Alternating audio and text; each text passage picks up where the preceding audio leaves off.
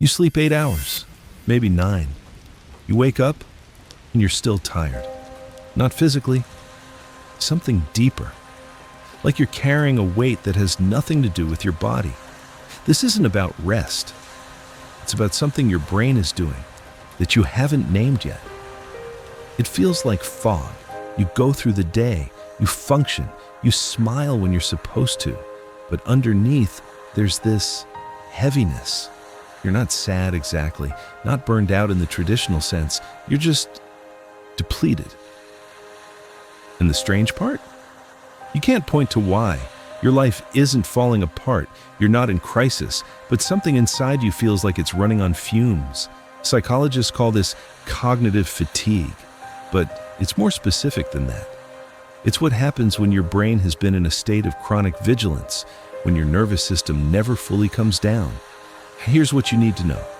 You're not lazy, you're not weak, and you're not imagining this. Your brain is doing exactly what it was designed to do. It's just doing it too much. See, the exhaustion you feel isn't a sign that something's wrong with you. It's a sign that your brain has been working overtime, in the background, in ways you don't see. And that changes everything. Let me explain how this works. Your brain has two modes. Think of them like this: task mode and monitor mode. Task mode is when you're focused, working, doing something specific. Monitor mode is different. It's when your brain is scanning, checking for threats, reading social cues, tracking obligations, managing other people's emotions, anticipating problems that haven't happened yet. Monitor mode doesn't feel like work, but it is work. And for some people, especially those high in trait neuroticism or with anxious attachment styles, monitor mode never turns off. Even when you're watching TV, even when you're with friends, even when you sleep. Neuroscience shows us why. Your brain has a network called the default mode network, the DMN. It's active when you're not focused on a task. It's supposed to help you reflect, rest, integrate. But if you're constantly in monitor mode, your DMN becomes a worry engine. It replays conversations. It rehearses futures that might not happen. It scans your life for what's missing, what's wrong, what could go bad. And this is what drains you. Not your job, not your lack of sleep, your own mind, monitoring itself. So how do you stop it? You can't just think positive. You can't logic your way out, but you can train your brain to come down. Here's how. 1. Name the mode you're in. This is called metacognition, thinking about your thinking. When you feel that fog, pause. Ask yourself, am I doing something or am I just scanning? The act of naming it interrupts the loop. It tells your brain, I see you. You can stop now.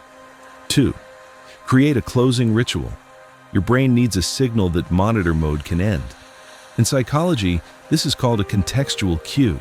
It could be a 5-minute walk after work, changing your clothes, washing your hands and saying, I'm done for today. It sounds simple, but your nervous system responds to rituals. It learns. This means safety. This means rest. 3. Engage your body, not just your mind. Cognitive fatigue lives in the brain, but the reset button, it's in the body. This is why somatic practices work. Breathwork, yoga, even a slow walk. They activate your parasympathetic nervous system, your body's rest and digest mode. And when your body calms, your brain follows. 4. Reduce decision load. Every choice you make, even tiny ones, depletes your mental energy. This is called decision fatigue, and it's real. So automate what you can. Same breakfast, same morning routine. Not because you're boring, because you're protecting your cognitive bandwidth for what actually matters. 5. Give your mind a single object. Meditation isn't about clearing your mind. It's about giving your mind one thing to do. A breath, a sound, a word. This is called focused attention training. And what it does is this. It teaches your brain that it doesn't have to monitor everything all the time. that it's safe to let go. Here's the model to hold on to. Your exhaustion isn't from doing too much. It's from never stopping the scan. And the solution isn't more sleep. It's teaching your nervous system that it's allowed to come down, that the world won't fall apart if you stop watching it for a moment. Because the truth is, most of what you're monitoring, it doesn't need you. Not like that. Not all the time. You're not tired because you're weak. You're tired because you've been strong for too long. And now, your job isn't to push harder.